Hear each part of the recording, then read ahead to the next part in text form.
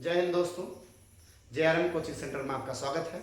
मैं राहुल मौर्य आज आप लोगों को इतिहास के एमसीक्यू के कुछ क्वेश्चन हल कराऊंगा। आप लोग बिना देरी किए हुए देखिए। पहला क्वेश्चन है, अर्थशास्त्र किसके द्वारा लिखा गया था? अर्थशास्त्र किसके द्वारा लिखा गया था? काफी सरल क्वेश्चन है, आप लोग जानते हैं, चाणक्य के द्वारा। किसके द्वारा लिखा गया था? चाणक्य के द्वारा। दूसरा प्रश्न है, पंचतंत्र किसके द्वारा लिखा गया था? पंचतंत्र किसके द्वारा लिखा गया था? तो ये विष्णु शर्मा के द्वारा लिखा गया था। तीसरा क्वेश्चन है, सिकंदर ने हिडास्पेस की लड़ाई में किस डॉट डॉट को हरा दिया? तो जानते हैं सिकंदर ने हिडास्पेस की लड़ाई में पोरस को हराया था। किसको हराया था? पोरस को। रामचरितमानस महाकाव्य किस भाषा में लिखा गया है? एक तो सब जनहित में जारी है कि रामचरितमानस महाकाव्य जो है वो अवधी में लिखा गया है।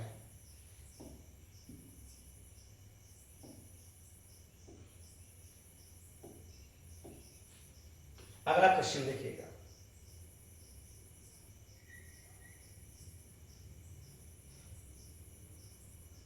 किस स्मारक से गौतम बुद्ध ने बौद्ध धर्म के अपने दिव्य ज्ञान को दुनिया में प्रचारित किया? तो ये जानते ही हैं, कहां से प्रचारित किया था? सारनाथ स्तूप से। कहां से? सारनाथ स्तूप से। महान सिकंदर का जन्म डॉट डॉट में हुआ था। तो आप लोग जानते हैं महान सिकंदर का जो जन्म है, बताइए, आप लोग बताइए, महान सिकंदर का जन्म कब हुआ था? 356 ईसा पूर्व में, 189 ईसा पूर्व में, कि 189 ईस्वी में? उपरोक्त में से एक से अधिक या उपरोक्त में से कोई नहीं। आप लोग बताइएगा कब हुआ था? एक राइट जवाब है 356 ईसा पूर्व में। कब है? कब हुआ था? 356 ईसा पूर्व में महान सिकंदर का जन्म हुआ था। अगला क्वेश्चन है, तेल पेंट का प्रयोग पहली बार 5वीं और 10वीं सदी के बीच पश्चिमी डॉट डॉट डॉट में भारतीय और चीनी चित्रकारों द्वारा बौद्ध चित्रों के लिए किया गया था। तो जानते हैं जो 7वें का आंसर होगा वो होगा अफगानिस्तान, क्योंकि अफगानिस्तान में ही पहली बार 5वीं और 10वीं सदी के बीच पश्चिमी अफगानिस्तान में भारतीय और चीनी चित्रकारों द्वारा बौद्ध चित्रों के लिए प्रयोग किया गया था। अगला क्वेश्चन, कलिंग का युद्ध डॉट डॉट वर्ष में लड़ा गया था। कलिंग का युद्ध कब लड़ा गया था? 261 ईसा पूर्व में लड़ा गया था। कलिंग का युद्ध कब लड़ा गया था? 261 ईसा पूर्व में। अब आगे देखिए,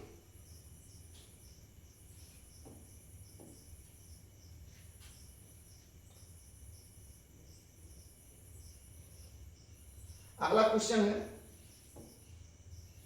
चंद्रगुप्त मौर्य का जन्म कब हुआ था? तो चंद्रगुप्त मौर्य का जन्म इसमें 340 ईसा पूर्व, 563 ईसा पूर्व, 189 ईसा पूर्व, उपरयुक्त में से एक से अधिक या उपरयुक्त में से कोई नहीं। इसमें से जो आंसर है वो गलत इसमें प्रिंट हुआ है। 350 ईसा पूर्व अगर होता तो सही होता। चंद्रगुप्त मौर्य का जो जन्म हुआ था वो लगभग 350 ईसा पूर्व में हुआ था। अगला प्रश्न है, अशोक किस, हाँ देखिए, एक ऑप्शन ई जो है, अगर इस 340 या 350 होता तो ये ऑप्शन सही होता, इसलिए ऑप्शन आपका ई सही हो, क्योंकि उपरयुक्त में से कोई नहीं, इसमें जो ऑप्शन दिया हुआ है उनमें से कोई नहीं है, इसलिए ऑप्शन नंबर ई आपका सही होगा। अगला है, अशोक डॉट डॉट राजवंश का सम्राट था। तो इसको सब जानते हैं, अशोक मौर्य राजवंश का सम्राट था। अगला प्रश्न, चलिए अगला प्रश्न देखिए, 11वां नंबर, महाबलीपुरम में स्मारकों का समूह किसने बनाया था? महाबलीपुरम में स्मारकों का समूह किसने बनवाया था? बताइए आप लोग। चोल राजाओं ने, पल्लव राजाओं ने, चेर राजाओं ने, उपरयुक्त में से एक से अधिक या उपरयुक्त में से कोई नहीं। तो महाबलीपुरम में स्मारकों का जो समूह था वो पल्लव राजाओं ने बनाया था। किसने बनाया था? पल्लव राजाओं ने बनाया था। अब अगला है, बिंबिसार किस राजवंश के राजा थे? बिंबिसार किस राजवंश के राजा थे? तो हर्यक राजवंश के। किसके? हर्यक राजवंश के राजा थे। महाराष्ट्र में अजंता गुफाओं में, अगला प्रश्न लिखिएगा, महाराष्ट्र में अजंता गुफाओं में किस धर्म के शैलकृत गुफा स्मारक हैं? तो इसको आप लोग जानते ही हैं, बौद्ध धर्म के। किसके? बौद्ध धर्म के। अगला प्रश्न देखिएगा, भारतीय इतिहास में किसके शासन को भारत का स्वर्ण युग कहा जाता है? भारतीय इतिहास में किसके शासन को भारत का स्वर्ण युग कहा जाता है? वो है गुप्त साम्राज्य। किसके शासन को? गुप्त साम्राज्य के शासन को। अब आगे देखिएगा, प्रश्न देखिए, बुद्ध को ज्ञान और करुणा के महासागर के रूप में प्रशंसा मिली है किसने? बुद्ध को ज्ञान और करुणा के महासागर के रूप में प्रशंसा मिली है तो कहाँ मिली है? अमरकोश में। किसमें? अमरकोश में। अगला प्रश्न, त्रिपिटक किससे संबंधित है? ये काफी महत्वपूर्ण प्रश्न भी है। त्रिपिटक किससे संबंधित है? तो त्रिपिटक जो है वो बौद्ध धर्म से संबंधित है। अगला प्रश्न है, दिगंबर और श्वेतांबर मुख्यतः अपने डाट डाट से भिन्न होते हैं। तो जो दिगंबर और श्वेतांबर हैं वो मुख्यतः पोशाक से भिन्न होते हैं। अगला है, हूणों का आक्रमण पहली बार कब हुआ था? हूणों का आक्रमण पहली बार कब हुआ था? 358 ईस्वी में, 458 ईस्वी में, 558 ईस्वी में, या उपरयुक्त में से एक से अधिक। तो आप लोग जान लीजिए, हूणों का जो आक्रमण है वो पहली बार 458 ईस्वी में हुआ था। कब हुआ था? 458 ईस्वी में हुआ था। अब अगला प्रश्न देखिएगा,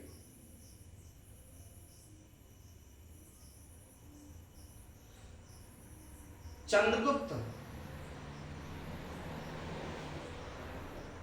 322 से 298 ईसा पूर्व किस राजवंश के शासक थे? तो चंद्रगुप्त मौर्य जो थे वो मौर्य वंश के शासक थे। अगला है, अजात शत्रु किसका पुत्र था? अजात शत्रु किसका पुत्र था? ब्रह्मदत्त का, बिंदुसार का, बिंबिसार का, उपयुक्त में से एक सही क्या? उपयुक्त में से कोई नहीं। तो अजात शत्रु जो था वो बिंबिसार का पुत्र था। किसका पुत्र था? बिंबिसार का। अब अगला प्रश्न देखिएगा, कलिंग युद्ध के बाद अशोक किस धर्म में परिवर्तित हो गया? कलिंग युद्ध के बाद अशोक किस धर्म में परिवर्तित हो गया था? बौद्ध धर्म में। किसमें? बौद्ध धर्म में। अगला है, चंद्रगुप्त मौर्य डाट डाट का उत्कट अनुयायी था। तो चंद्रगुप्त मौर्य जो थे वो जैन धर्म के अनुयायी थे। किसके थे? जैन धर्म के। अगला है, सवाल नंबर 23 है, चाणक्य का डाट डाट का मुख्य सलाहकार था। तो चाणक्य जो था वो चंद्रगुप्त मौर्य का मुख्य सलाहकार था। अगला प्रश्न, उस प्रवचन की मुद्रा या भाव का नाम क्या है जिसमें बुद्ध को गांधार मूर्तिकला में अपने पहला उपदेश देते हुए दर्शाया गया है? देखिएगा, कौन सा 24 नंबर का आंसर बताइए आप लोग। क्या है? अभय है, धर्मचक्र है कि धन्य है, उपरयुक्त में से एक से अधिक है, उपरयुक्त में से कोई नहीं। एक बार फिर से एक प्रश्न पढ़िएगा, उस प्रवचन की मुद्रा या भाव का नाम क्या है जिसमें बुद्ध को गांधार मूर्तिकला में अपना पहला उपदेश देते हुए दर्शाया गया है? तो वो है धन्य। क्या है? धन्य। अगला है, चंद्रगुप्त मौर्य का जन्म पाटलिपुत्र में हुआ था जो अब है किस राज्य में है? अब बिहार। अगला देखिएगा, घटोत्कच जिसने 290 से 305 ईसा पूर्व में शासन किया किस राजवंश का राजा था? कौन, किसकी बात हो रही है? घटोत्कच की, जिसने 290 से 305 ईसा पूर्व में शासन किया, किस राजवंश का राजा था? गुप्त राजवंश का। किनका? गुप्त राजवंश का शासक था। अगला है, सिंधु घाटी सभ्यता डाट डाट काल की सभ्यता थी। तो सिंधु घाटी सभ्यता किस काल की सभ्यता थी? रजत, कांस्य, स्वर्ण, उपयुक्त में से एक से अधिक या उपयुक्त में से कोई नहीं। आप लोग बताइएगा। तो ये जो सिंधु घाटी सभ्यता थी वो कांस्य युग की, कांस्य काल की सभ्यता थी। किसकी थी? कांस्य काल की सभ्यता थी। निम्नलिखित में से कौन सा खेल प्राचीन भारत में प्रसिद्ध था? शतरंज, क्रिकेट, हॉकी, उपयुक्त में से एक से अधिक, उपयुक्त में से कोई नहीं। 28वें नंबर का आंसर आप लोग बताइएगा। तो आप लोग जानते हैं निम्नलिखित में कौन सा खेल प्राचीन भारत प्रसिद्ध था? तो शतरंज। कौन सा? शतरंज। आगे देखिएगा, महान अशोक, एक बार प्रश्न और भी आ चुका है, 273 से 232 ईसा पूर्व किस राजवंश के शासक थे? तो ये मौर्य वंश के शासक थे। पहला बौद्ध संगीत डाट डाट में आयोजित की गई थी। तो आप लोग जानते हैं पहला बौद्ध संगीत डाट डाट में आयोजित की गई थी। कहाँ आयोजित की गई थी? पहला बौद्ध संगीत जो है वो राजगृह में आयोजित की गई थी। अगला प्रश्न है उपनिषद है। कौन सा प्रश्न है? उपनिषद है। क्या है उपनिषद? बृहत महाकाव्य है, कहानी की पुस्तकें हैं, या हिंदू दर्शन शास्त्र स्रोत है? उपयुक्त में से एक से अधिक या उपयुक्त में से कोई नहीं। तो जो उपनिषद है वो हिंदू दर्शन शास्त्र के स्रोत है। अगला प्रश्न है गांधार कला डाट डाट का संयोजन है। गांधार कला डाट डाट का संयोजन है। तो गांधार कला जो है वो इंडो ग्रीक, जो गांधार कला है इसका संयोजन है इंडो ग्रीक का संयोजन है। अब अगला प्रश्न है निम्नलिखित में से कौन सा शिलालेख सती प्रथा का सबसे पहला संदर्भ है? प्रश्न ध्यान से देख लीजिए। निम्नलिखित में से कौन सा शिलालेख सती प्रथा का सबसे पहला संदर्भ है? ऑप्शन है इलाहाबाद स्तंभ शिलालेख, बी भानगुप्त के ईरान शिलालेख, सी है पुलकेशिन द्वितीय का ऐहोल शिलालेख, डी है उपयुक्त में से एक से अधिक, ई है उपयुक्त में से कोई नहीं। बताइएगा क्या हो सकता है? तो जो भानगुप्त के ईरान शिलालेख है वही सती प्रथा का सबसे पहला संदर्भ है। कौन है? भानगुप्त के ईरान शिलालेख। अब अगला प्रश्न देखिएगा।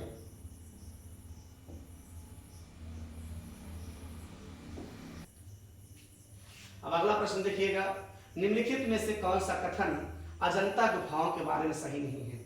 36 नंबर देखिएगा। निम्नलिखित में से कौन सा कथन अजंता गुफाओं के बारे में सही नहीं है? वे महाराष्ट्र में है, ये सही है। वे बौद्ध कला से अलंकृत है, ये भी सही है। वे प्राचीन भारत में प्रयोग की जाने वाली तकनीकों का चित्रण करते हैं, यही आपका क्या है? गलत है। अब गलत का ही पूछा है, कौन सही नहीं है? मतलब ऑप्शन नंबर सी जो है वही सही नहीं है, यानी ऑप्शन नंबर सी जो है वो आपका सही होता है। ठीक है, इसके 36 से कौन सही होगा? Option number C. अगला है कुतुब मीनार परिसर में मेहरौली स्तंभ मुख्य रूप से किस रूप में प्रसिद्ध है?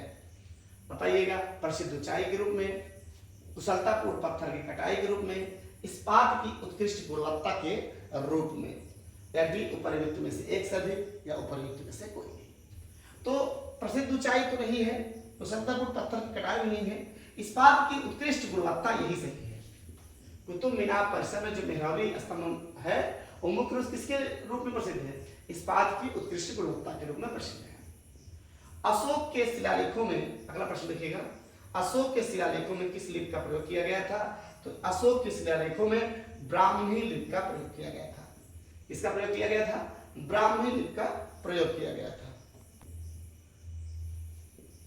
अगला प्रश्न देखिएगा, आर्यभट्ट, थोड़ा सा कम हमसे चलता काम, किस गुप्त सम्राट के दरबार में थे?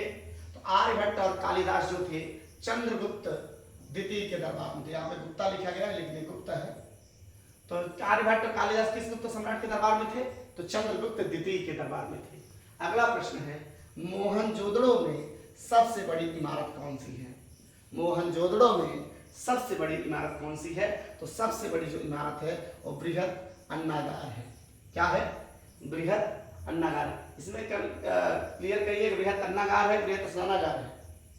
मोहनजोदड़ो में सबसे बड़ी इमारत कौन सी है? तो सबसे बड़ी इमारत में बृहत अन्नागार समझ रहा हूं। अगला है निम्नलिखित में से कौन कनिष्क के दरबार में चिकित्सक थे? निम्नलिखित में से कौन कनिष्क के दरबार में चिकित्सक थे? वो थे चरक। ऑप्शन नंबर सी करेक्ट है।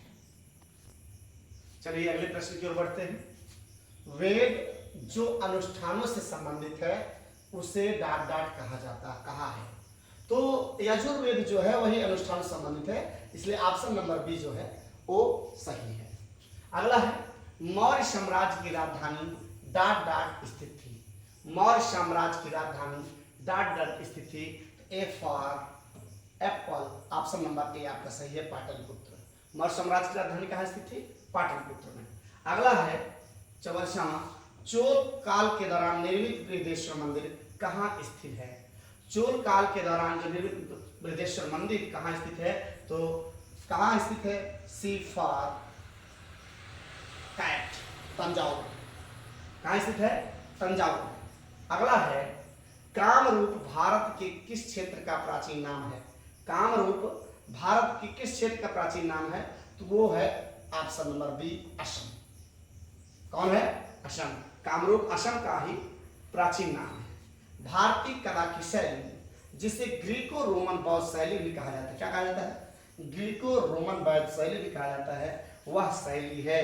तो भारत जो ग्रीको रोमन बौद्ध शैली है वो कहा जाता है गांधार को। किसको कहा जाता है? गांधार को। चलिए देखते हैं। महान चालुक्य राजा पुलकेशिन द्वितीय को पराजित करने और मारने के बाद निम्नलिखित में से कौन से पल्लव राजा को वातापी की उपाधि मिली? कौन सी उपाधि? वातापी। तो वो थे नरसिंह वर्मन प्रथम। कौन थे? नरसिंह वर्मन प्रथम। अगला है, निम्नलिखित में से कौन संस्कृत भाषा का पहला व्याकरण था? कौन था संस्कृत भाषा का पहला व्याकरण? वो थे Panini ji. B for ball, option number B, Panini. अगला है, गौतम बुद्ध का संबंध किस वंश से है? गौतम बुद्ध का संबंध किस वंश से था? तो option number B, B for bad, Shakya. B for ball जो किस वंश से संबंधित थे? शाक्य। अगला है, चचनामा में किस विजय का इतिहास दर्ज है? तो चचनामा जो है वो अरब विजय का इतिहास दर्ज है। तो याद रहेगा, आज के इस वीडियो में 50 क्वेश्चन आपके हो गए हैं। अगले वीडियो में फिर से 50 क्वेश्चन आएंगे। हम धीरे धीरे बढ़ाने की कोशिश करेंगे, लेकिन अगर आप लोगों को वीडियो अच्छा लगा हो तो लाइक, सब्सक्राइब और शेयर करिए ताकि ये चैनल बड़ा हो सके। जय हिंद।